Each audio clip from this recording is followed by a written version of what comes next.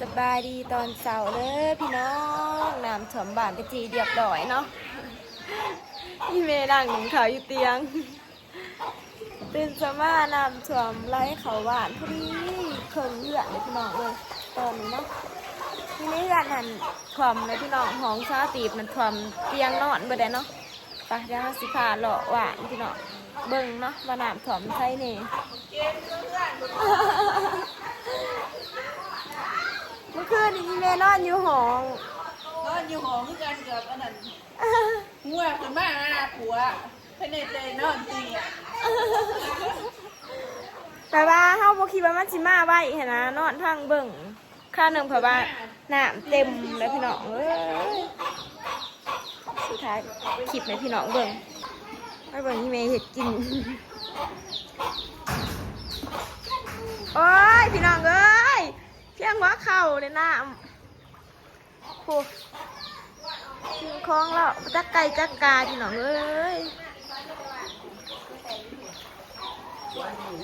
ยังกินย่ายต้มปนปลาสบายดีพี่น้องน้ำถมผู้รังเลยพี่น้องเอ้ยกวาดออกกวาดยี่เมย์กินอยู่เตียงแซ่บแมบอยู่โอ้ยพี่น้องก็จะขี่เหงื่อขี้หยาเลยเนาะอะไรมาอ่ะใช่พอเหือแต่ก็บอกเขาว่าพอเหือหน่อยค่ะ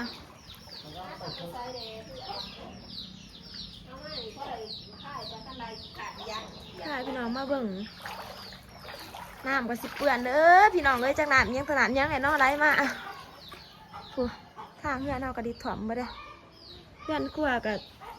เดี๋ยวดอยเฮ็ดจะได้พอเสื้อเขาสิบ่ปีอ่ะหอดบ่ห่วยมันก็สิฮอดตัวเฮ้ยตั้งเทิงโหดตั้งใช่ม่อนอันนั้นเทิงอันนี้เทิงโอ้ยตั้งไรสิบ่ขึ้นมาออกมาตั้งหมองห้องแก้วอยู่เนาะออกน้ำยังไหลเขาเรื่อยๆอยู่พี่น้องเอ้ยเดี๋ยวว่ามันไหลแห้งอะดีเนาะโถพาพี่น้องมาเบิ่งเบื้องงานคนนี้มันต่ำกว่าหมูว้าเดี๋ยวเตี๋ยแล้วนั่งเสบอยู่ผู้น้ำมาถ่วมเพื่อนแล้วละเห็ดใหม่พี่น้องตะกี้น่ะน้ำตะกี้เพื่อนแล้วต่ำกว่าหมูแล้วตะกี้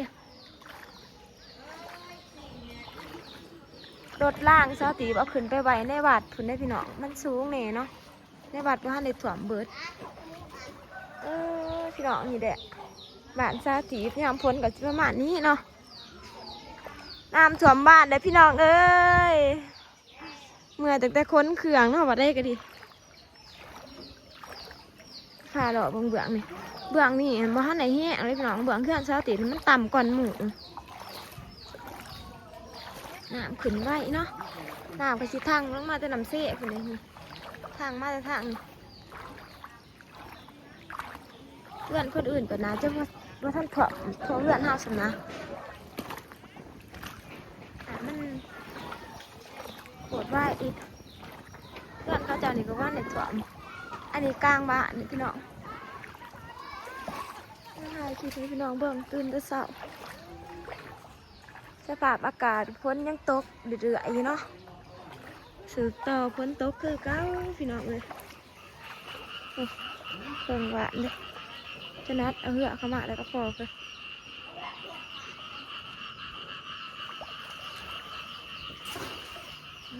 พี่น้องเลยน้ำท่วมบ้านชาติอยู่ในเหือนค่ะสิท่วมคลองเฮ็ดจะได้สิบริค้นขึ้นมาไหวนอกพอไปเดี๋ยวเราเข้าไปในเหือนก่อน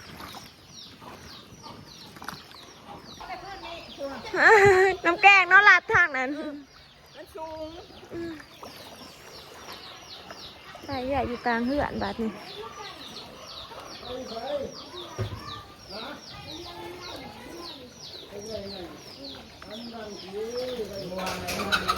โอ้ยไก่ก็ดีจักไล่ว่าน้ำไก่จักจะเอาไว้ใส่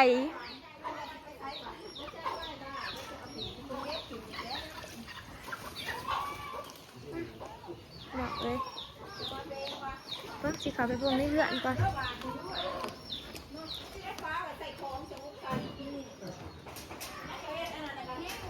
ยอย่างไรเนาะเตยเป็นเลือดเลยเป็นเลือดถึงเมื่อไรห้องทำ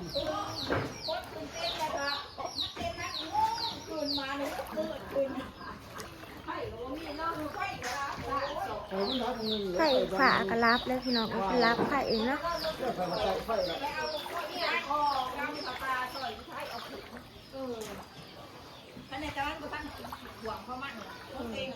จะเห็นจังไงกินว่าจิโร่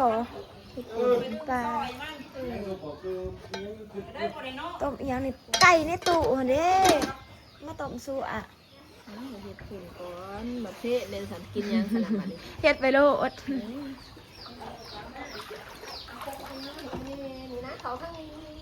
บ่ค่อยมันยังเหมืออยู่เด้อทางในเฮือนบ่เห็นหุงปื๊ดพี่น้องเอ้ยบ่เห็นหุงเห็นเฮือนมันสิถ่วมมันนี่นะนี่ตู้นี่แม่ตู้น้ำเย็นนี่มันสิถ่วมเด้อ ตู้น้ำเย็นเอาตู้น้ำเย็นกินมานี่แน่มาฮะนี่ เรือนครัวซาติตู้เย็นก็เอาขึ้นนี่พี่น้องเอ้ยเดี๋ยวก็สิมาเอาของไปเฮ็ดกินก่อนพวกบ่มีเวียกกินข้าวก่อนเนาะกินข้าวอยู่เทิงเฮือนพี่น้องเอ้ยบางของคนขึ้นมามาโยมายะถ้าเจ็บหน่อยก็นอนอยู่เทิงอันนี้เป็นเทิงเฮือนเนาะกินข้าวคนก็ยังตกเรื่อยๆอยู่ได้อพี่น้องเอ้ยสืบต่อตกอยู่เนาะสองผ่าอากาศน้ำท่วมเฮือนจะจิไม่ใช่เพิ่งโอ้ยขี่ไปยังขี่อยู่ ปีแหลกได้นี่ชีวิตกูก็ลำบากไปแล้วยังมาลำบากอยู่นี่อีกเลย แต่อีต้นจะน้อยอยู่ปากเสียดีบ่มาก ปากเซ่กับทัวมึงกันปากเซ่กับทัว ไปจะมาได้เลยยังขี่รถถีบอยู่ เอาปั่นยังไงมันจะวงเปียกน้ำลายอะไร ใจสูดขี่รถถีบรอว่าอันโว้ย ผมมีเสื้อลุงเสื้ออยู่รถ อย่าเฮ็ดหน้ามันจะขึ้นก้อนเก่า วันนี้ ไปเพิ่งน้ำมาเด่นนำถ่วมพี่น้อง สวัสดีเนาะน้ำก็ยังทัวมือเก่าอยู่ฮะซอยเลยกูได้เออ มึงเนี่ยตีนี่เพื่อนคนนี้ขึ้นเอาเลยนี่จะสิเนียนอีหยังก่อนพี่น้องเอ้ย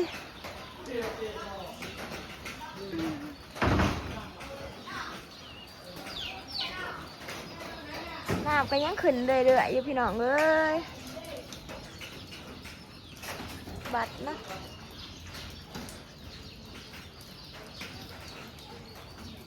พี่น้องเอ้ยน้ำท่วมบ้านสาวตีท่วมเบิดแล้วเนาะต้องน้ำเสียอยู่ผู้กวางอยู่สองฝาก็ยังเหมิดอยู่พี่น้องเลยฝนยังตกยังสืบต่อตกอยู่เพื่อนเบาสุกน้ำแกงเป็นกว่างอยู่ได้พี่น้องทางนะสาวตีขึ้นถ่ายให้เบิ่งอยู่เทิงเรือนเนาะสองฝาพี่น้องคือสิขึ้นหอดไซแต่น้ำคือสิขึ้นลายอยู่เนาะพยานขึ้นคือปีนั่นก็เอาอีได้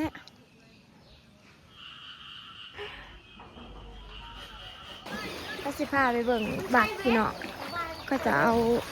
รถเอาละเนาะเล่นน้ำย่าลิซ่าย่าหนูลิซ่า โอ้ยเตี้ยนบ่ถ่วมง่ายเฮ้ยไปพี่น้องหมอนันเจียน้องกี่ท้องหุ่นนี่ทำถ่วมแล้วตีสิพาอยากไปเบิ่งบัตรเนาะบวนก็จะเอารถเอาล่างไปไหวเพราะว่ามันกระซูงนี่พี่น้องก็เด้อเอาเขาไปไหวอยู่หันป้าพี่น้องเอ้ยสันน้ำทะเลเลยพี่น้องอันนี้น้ำแกงกว้างมัดทีบเผื่อเมื่อนเรียบร้อยเนาะก็จะเอางัวขึ้นดงนะนี่พี่น้องงัวนี่เป็นซัดเนาะมันอยู่ก็มีหมองอยู่เลยพี่น้องน้ำถ่อมแล้วก็มีหมองอยู่น้ำเสกกว้างนี่น้ำเสกไรแห้งได้พี่น้องหอดบัตรเลยพี่น้องน้ำเสกไรแห้งขนาด พาพี่น้องย่างว่าเบิ่งเขาจะเอาเงาะขึ้นเพื่อกันนะแล้วก็ไปเบิ่งบัตรอันนั้นรถพี่น้องแต่ละขั้นรถถอกรถไตอีพอกับเซ่วันนี้แหละขันขึ้นน้ำมันก็คือสีอันนี้เด้อ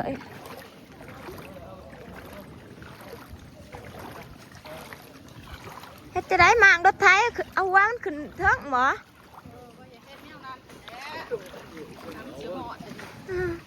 ทะเลรถเหาะว่าจะพ้นแล้วรถไฟก็ดีรถจุ่มน้ำนี่ก็แล้วพี่น้องเลยเรียบร้อยมันต้องเอากระเจมาหันเอาหัวมันออกเนาะแล้วก็เอาแต่หัวตรวจขึ้นไปเทิงพี่น้องรถจอก็จักเอามาใบมองสูงเนาะนี่บัตรกระสูงเน่เนาะบัตรรถบาซุกเอามาใบนี่คือกันดวงไปเลยพี่น้องเลยมาเบิ่งบัตรมาเบิ่งรถก่อน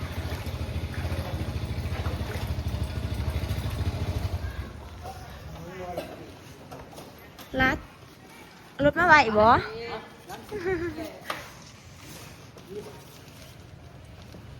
จะบาดติดในพี่น้องสูงเน่เนาะก็จะเอารถมาไหวนี่คันทวมบาดนี่กะมีแต่เอาเสือแค้นคือมาติดตรงนั้นเถอะ มีหมองนี้เนาะแล้วพาไปวงเบื่อกันพี่น้องนี่แหละบ้านคอยพี่น้องเอ้ยน้ำต้องท่วมทุกปีเนาะแล้วเราก็น้ำแห้งเป็นแห้งเบื่อมันก็จีบเดนอ้าวเล่นมัดมือได้สู้มานี่ฮะเจ้าน้าจะเรียนเปียกกันเด้อเจ้าน่าจะหนาวไปพี่น้องถ้าสิเมื่อก่อนมาถ่ายอันนี้ให้พี่น้องเบิ่งบรรยากาศเย็นวัดนะพี่น้องป้าเอาสัญญาณเบิ่งก่อนคือน้ำทะเลนี่เลยพี่น้องอยู่เบื้องนี้มันแบบว่ากว้างบ่เด้อเนาะกว้างบ่ถีบบ่แลนเด้อ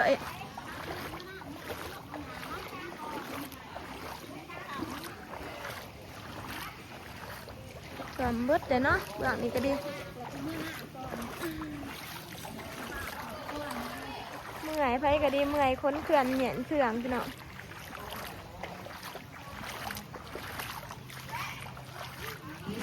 จะประเด็นแคมเซ่เด้อโจไปเมื่อ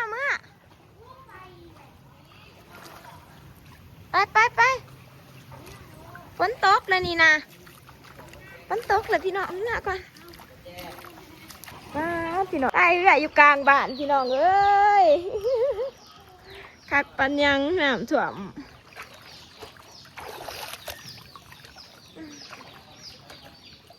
ปุ่นอันนั้นจะเป็นทีมงานเนาะไอ้เผิงบอกไอ้เผิงพี่น้องเอ้ยเหมียนแต่เครื่องเบิดมือเบิดเบ็ดมาเดียวประตูอ่ะทีมงานขอพี่น้องพี่พากันไปซ้ายฮะ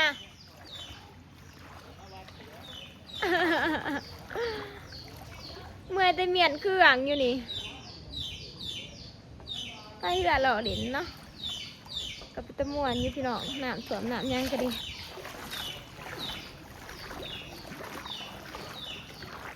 ก้นกับพ่อก้นมากับพ่อมา